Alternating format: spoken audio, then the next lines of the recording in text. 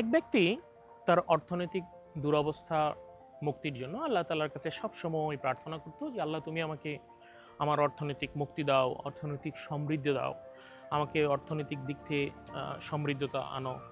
তো যাই হোক, অনেক কান্নাকাটি করার পর আল্লাহ তাআলা তার আবেদন বা ফরিয়াদ শুনেছেন এবং ফেরেশতা পাঠিয়ে দিয়ে বলছেন যে ঠিক আছে, তার দৈন্যতা ঘুচিয়ে দেওয়া হবে। শর্ত হচ্ছে একটা, সে যা পাবে তার প্রতিবেশী তার ডাবল পাবে।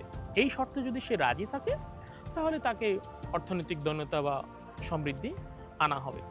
ঠিক ফেরেশতা তার কাছে আসলো এবং এই লজিকের কথা তাকে বলল। তো একটা পর্যায়ে সে রাজি হয়ে গেল। এরপরই সে একটা দামি ঘড়ি আবদার করলো এবং তাকে একটা দামি ঘড়িও দেওয়া হলো। ঠিক প্রতিবেশীকে সেই শর্ত মতে ২টি ঘড়ি দেওয়া হলো। এরপরে কিছুদিন পরে সে একটা দামি গাড়ি আবদার করলো এবং তাকে একটা যথারীতি একটা দামি গাড়িও দেওয়া হলো এবং তার প্রতিবেশীকে ২টো গাড়ি দেওয়া হলো।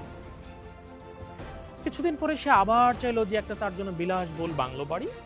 ঠিক যথারীতি তাকে একটা বাংলো বাড়ি দেওয়া হলো। তাহলে প্রতিবেশী ২টো বাংলো বাড়ি হলো।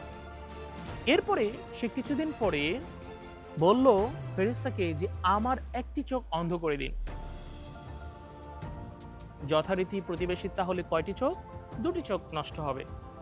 তাহলে দেখুন, এইখানে ছোট্ট একটি ঘটনা ঘটেছে। প্রতিহিংসাটা কেমন?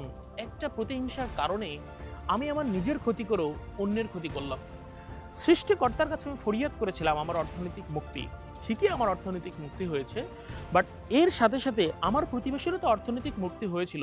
বাট এই পাওয়াটা বা তার যে পাওয়াটা, প্রাপ্তিটা আমার কারণে তার যে পাওয়া, এই প্রাপ্তিটা আর আমার সহ্য হলো না।